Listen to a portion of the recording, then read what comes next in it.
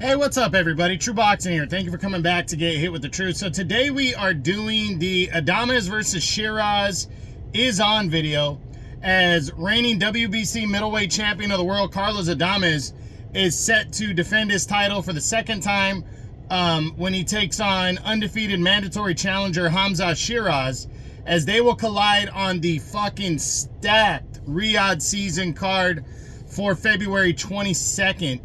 As from Saudi Arabia on pay-per-view. Now, before we get into that, if you could smash the like button, leave a comment, or subscribe to the channel, I really do appreciate any and all support that I can get as I continue to build my channel here. So this is on the best fucking fight card I've ever seen. Great card, 7 great fights, and this is right around the middle of that card, and it's a good matchup right here. You got Carlos Adames, the reigning WBC middleweight champ. He waited around for Charlo. Charlo finally got stripped, and Adames was upgraded to world champion. Didn't have a great performance against Terrell Gausha.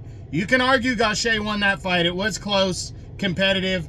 I didn't really have a huge problem with Adames getting the decision, but he definitely didn't look great. And now he's stepping in against the undefeated wrecking ball Hamza Sheeraz. Hamza Sheeraz fucking exploded out of nowhere. 6'3" middleweight, came out, destroyed Liam Williams in 1 round earlier this year. Then on the 5 versus 5 card, as the team captain, with that pressure right there in Saudi Arabia, he went and dominated. Well, not dominated. He actually got tested against Austin Ammo Williams, but broke Williams down. Busted him up and broke him down in a competitive fight, stopped him in the 10th round impressively in his toughest test. And then took on a guy, what's the guy's name? Was it Tyler Denny, I think the guy's name was, on the Joshua Dubois undercard that took place in September, and destroyed him in 2 rounds, and is rolling. He passed on the Janibek fight. A lot of people wanted to see him challenge Janibek for the unified title, but this kind of builds towards that fight later. So, you know, I preferred Adames fight Lara, and then Sheeraz fight Janibek, and then the winners can collide for undisputed. But this is a way to get there as well by for Sheeraz, if he can defeat Adames in this mandatory fight,